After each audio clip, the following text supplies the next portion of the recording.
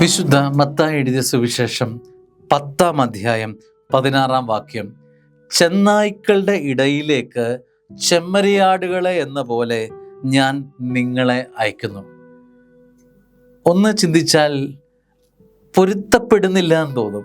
ചെന്നായ്ക്കളുടെ ഇടയിലേക്ക് ചെമ്മരിയാടുകളെ. ആടുകളെ ആരെങ്കിലും ചെന്നായ്ക്കളുടെ ഇടയിലേക്ക് വിടുമോ? വിടില്ല. നമ്മൾ പറയും അത് ബുദ്ധിശൂന്യതയാണെന്ന് പറയും. അവിടെ അങ്ങനെ ഒരു സാഹചര്യം ഉണ്ടാകുമ്പോൾ നീ എങ്ങനെ നീ ജയിക്കണം? കർത്താവ് അതിന് വഴിയും പറഞ്ഞിട്ടുണ്ട്. അതിനാൽ നിങ്ങൾ സർപ്പങ്ങളെപ്പോലെ വിവേകികളും പ്രാവുകളെപ്പോലെ നിഷ്കളങ്കരുമായിരിക്കണം. അപ്പോൾ ജീവിതത്തിൻ്റെ ഒരു പീഡാനുഭവ കാലത്തെക്കുറിച്ചാണ് പറയുന്നത്. ക്രൈസിസ് കാലം. ഈ ചെന്നായി എന്നത് അത് വെറും ഒരു മൃഗമായിട്ടല്ല, അതൊരു പീഡനത്തിൻ്റെ, ബുദ്ധിമുട്ടിൻ്റെ, പ്രയാസത്തിൻ്റെ അനുഭവങ്ങളെക്കുറിച്ചാണ് പറയുന്നത്.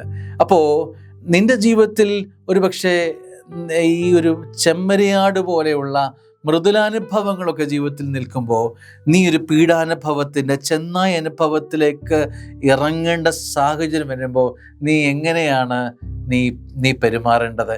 നീ എന്താണ് മനസ്സിൽ കൊണ്ടു നടക്കേണ്ടത്? ഒരു ദൈവ പൈതലിൻ്റെ സാധ്യത സ്വർഗം കാണിക്കുകയാണ്. ഒരു ദൈവ പൈതൽ ഈ ഒരു അനുഭവത്തിലൂടെ കടന്നു പോകേണ്ടി വരാം. അവൻ ഒരു ദൈവ പൈതലിന്, ഈ ചെമ്മരിയാട് പോലെയുള്ള ദൈവ പൈതലിന് ഒരു ചെന്നായ അനുഭവത്തിലൂടെ കടന്നു പോകേണ്ടി വരാം.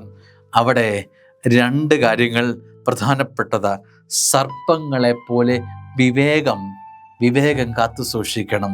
2, നിഷ്കളങ്കത, പ്രാവുകളുടെ നിഷ്കളങ്കത. ഇത് 2ഉം പ്രധാനപ്പെട്ടതാ. 4 മൃഗങ്ങളാണ് ഇവിടെ പറയുന്നത്.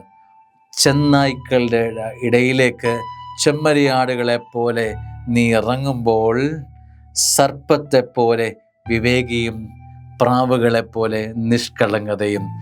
4 ഇനങ്ങളെ കാണിച്ചിട്ട് വലിയൊരു പുണ്യത്തിലേക്ക് വളരേണ്ട ഒരു ദൈവ പൈതലിൻ്റെ സാധ്യതയെക്കുറിച്ച് സ്വർഗം വരച്ച് കാണിക്കുകയാണ്.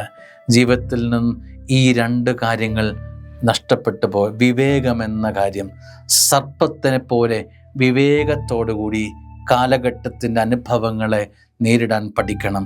2, നിഷ്കളങ്കത, കാപട്യം, കളങ്കമില്ലാത്ത അനുഭവം ജീവിതത്തിൽ ഉണ്ടാവട്ടെ. ആമേൻ.